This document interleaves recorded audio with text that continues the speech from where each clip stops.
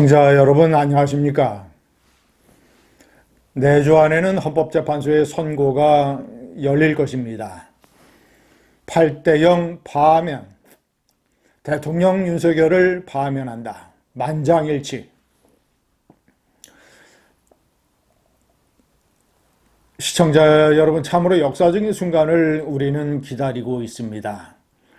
제가 제목에 얘기했지만 계몽이라는 게, 참 계몽이라는 게 뭔가, 윤석열 대통령과 꼴통 보수들의 허접한 논리를 다수의 순박한 국민들이 받아들여서 깨우치는 게 계몽이 아니라, 그런 비겁하고 교활한 논리가 얼마나 가식적이고 위선이며 국민을 절대 개돼지로 알아서는 안 된다.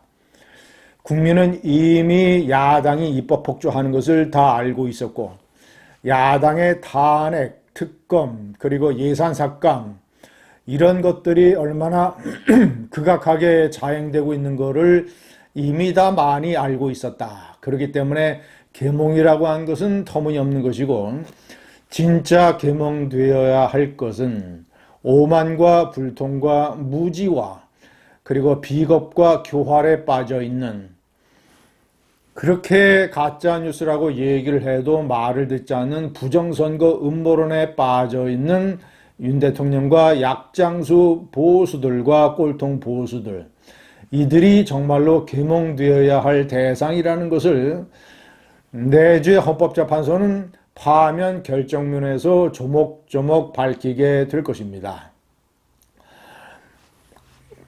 제가 역사적인 순간이라고 얘기하는 것은 윤 대통령의 죄상이 다른 권력에서 쫓겨나거나 단죄된 우파 대통령들과 그 본질이 다르다는 것입니다. 너무나 중대하고 그 죄질이 아주 나쁘다는 것입니다. 1945년 해방 이래 80년 현대사 역사에서 권력에서 쫓겨나거나 단죄된 대통령들은 전부 다 우파였습니다. 그러나 사안사안마다 인물마다 그 성격이 달랐습니다. 위대한 건국 대통령 이승만 대통령은 3.15 부정선거를 알지도 못했고, 그리고 직접적인 관련이 없었습니다. 그는 부정선거가 있었고 학생들이 항거했고 학생들이 피를 흘리고 죽고 다쳤다는 사실을 알고 깨끗하게 권좌에서 물러났습니다. 박정희 대통령은 김재규 중앙정보부장이라고 하는 한 망상가의 총탄에 서거했지만, 형식으로는 피살이었지만, 그러나 제가 판단할 때는 역사적인 자연사입니다. 그는 62세의 나이로 이 생을 마감했습니다. 그러나 그는 그 서거의 순간에 사실상 경제발전과 부국강병이라고 하는, 그리고 민주화의 초석이 되는 중산층을 형성한다고 하는 역사적인 소임을 훌륭하게 완수를 해놓고 있었습니다. 그래서 형식은 중앙정보부장의 이 살해이지만, 그러나 본질적으로 보면 역사적인 자연사라고 저는 생각을 합니다. 전두환 노태우 대통령이 역사적인 단죄를 받았던 것은, 그러나 그것은 여러 가지 논란이 많습니다. 전두환 노태우 대통령을 옹호하고 지지하는 사람들은 5공화국의 등장은 시대적으로 불가피한 일이었다. 그런 단계를 다시 한번 밟아야 대한민국이 민주화로 갈 수 있었다.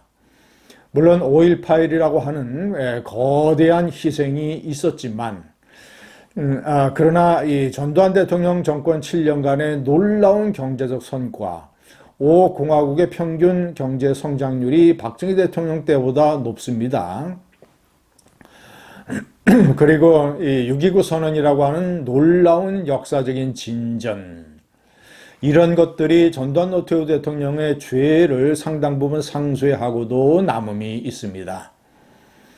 만약에 1990년 3당 합당만 없었더라면, 그래서 김영삼이라고 하는 이념적으로 불투명한, 이념적으로 허약체인 대통령이 등장만 하지 않았더라면, 그 후의 역사는 우파가 상당 기간 더 역사를 주도하는 그런 일이 벌어졌을지 모릅니다. 시청자 여러분, 노무현 대통령은 비극적인 자살로 끝났습니다. 그러나 그는 권좌에서 쫓겨나거나 단죄되지는 않았습니다.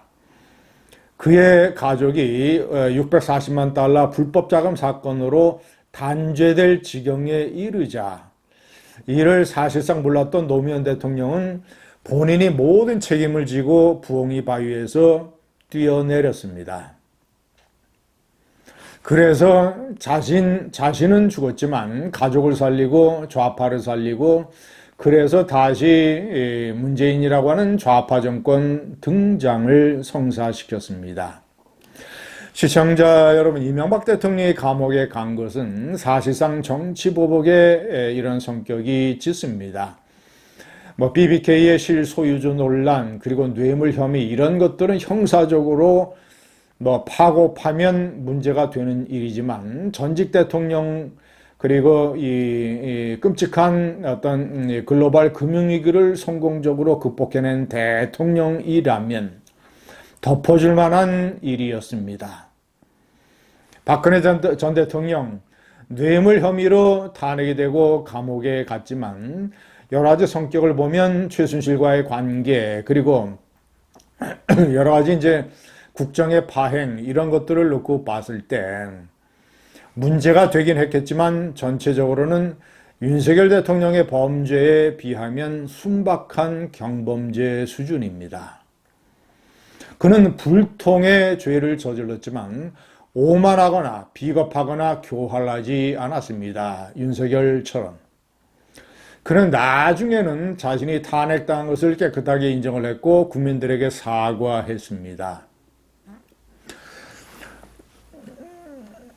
시청자 여러분, 문재인이 나라를 이렇게 망쳐놓고도 아무런 역사적인 단죄를 받지 못하는 것이 제가 참으로 가슴을 치고 갑갑해하는 부분입니다. 역사의 신은 도대체 왜 놀고 있나? 문재인은 감옥도 가지 않았고 그리고 그의 가족들이 사법 처리를 받은 것도 없고 최근에는 울산시장 선거 공작까지 무죄가 선고되는 기막힌 일까지 벌어지고 있습니다. 제가 역대 대통령 중에서 가장 안타깝고 갑갑하고 분노에 차 있는 대통령이 문재인입니다. 그러고 나서 윤석열이라는 존재가 다시 등장을 했습니다. 시청자 여러분, 역대 우파 대통령들과 달리 윤석열의 죄질은 아주 심각합니다.